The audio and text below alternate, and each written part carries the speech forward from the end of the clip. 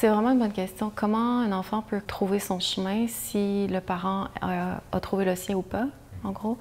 Mais d'abord, ça paraît métaphysique ou occulte, mais on a tous déjà nos codes. En nous, on a tous quelque chose qui est prédestiné. En nous, il y a quelque chose qui est déjà encrypté à l'intérieur de nous. Puis c'est juste à découvrir pourquoi on est ici sur Terre. Qu'est-ce qu'on a à faire? Et ça, c'est, oui, pour une femme, c'est ancré dans une lignée féminine. Et plus que chaque maillon de la lignée féminine se rapproche ou devient clair de qui elle est et qu'est-ce qu'elles font depuis des générations en générations, c'est-à-dire comment elles utilisent leur énergie sexuelle, comment elles apprennent à manifester, quels sacrifices elles ont eus pour arriver à cultiver ce code-là à travers le temps. Ça, c'est un savoir qui est très profond dans la femme, puis c'est ça qui se transmet de mère en fille en dessous. Donc, il y a comme quelque chose qui passe, un flambeau qui passe avec autant les traumatismes que le flambeau, puis le désir profond, fondamental qui est là dans les codes du womb. Et ça, c'est vraiment un savoir féminin. C'est comme le womb shamanism, c'est vraiment une transmission dans les profondeurs du womb. Après, il y a toute la réalité de surface. Il y a toute dans quel monde, dans quel univers l'enfant va naître, puis jusqu'où chacune des femmes du maillon de la chaîne va avoir intégré qui elle est, puis va s'être rapprochée de qui elle est. Puis des fois, dans le maillon de la chaîne, c'est-à-dire plus qu'on est consciente de qui on est en tant que femme. Par exemple, ma mère a travaillé avec les femmes. Ma mère a vraiment beaucoup eu de projets en relation avec le soutien des femmes.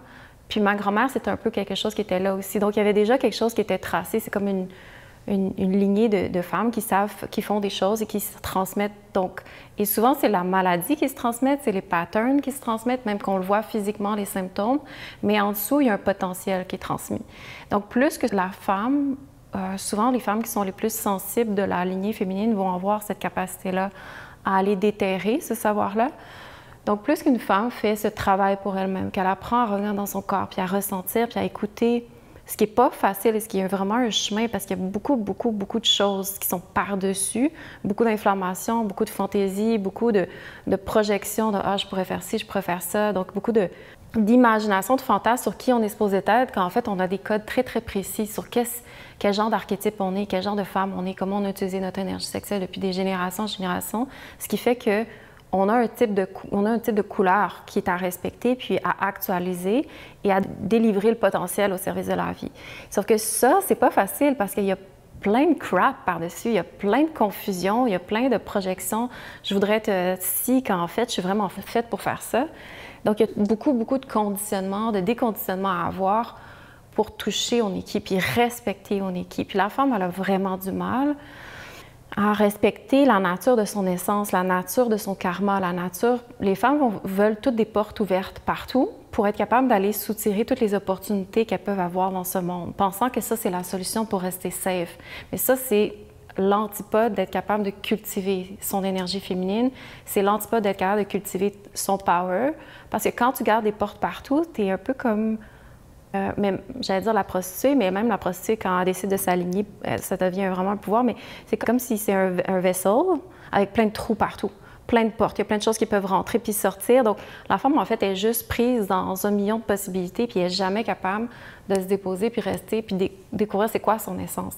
Fait que quand, à travers la lignée, les femmes apprennent de plus en plus à connaître qu'est-ce qu'elles sont faites pour et que de plus en plus, elles se dédient à découvrir ça, et que c'est pas une question est-ce que je veux, est-ce que je veux pas, c'est de quoi je suis faite et je dois découvrir la beauté de ça, les challenges qui viennent avec, les sacrifices qui viennent avec ça, autant que le potentiel qui veut vraiment servir.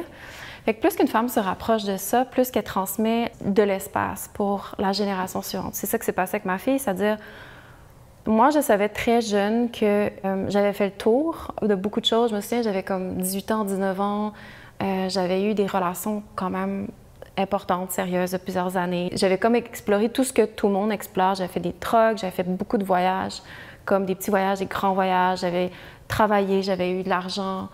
Donc, j'avais un peu géré des ressources financières. J'ai l'impression que j'avais fait comme le tour. J'étais allée à l'école, à l'université. Ça n'avait absolument pas enrichi personnellement. J'ai l'impression que j'avais fait tout ce que...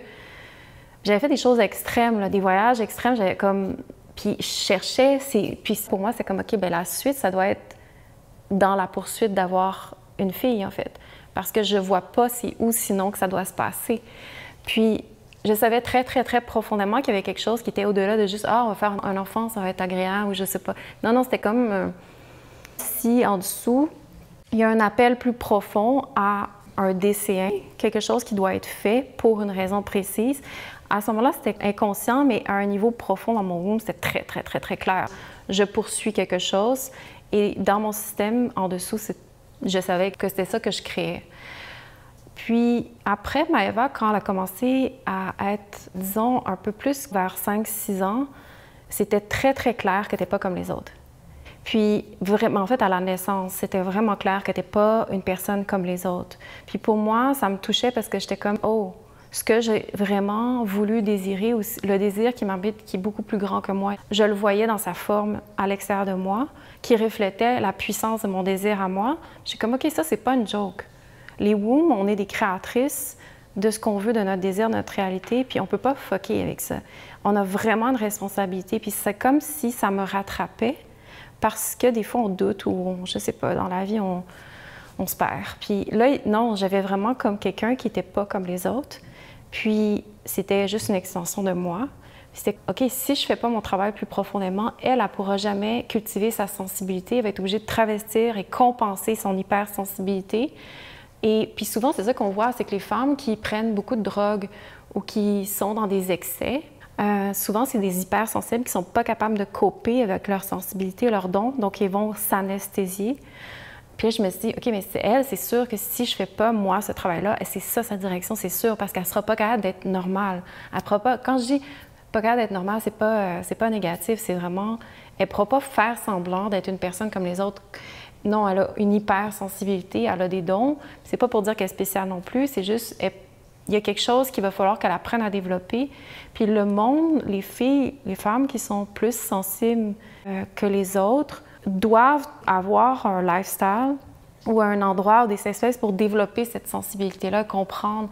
Parce que sinon, tu te fais avaler par le monde constamment. Puis pour moi, c'est ça qui a vraiment kick-in à l'intérieur de moi. C'est vraiment comme un cri. J'ai fait, OK, je peux pas jouer avec ça. Dans le fond, je me revoyais mon histoire à moi.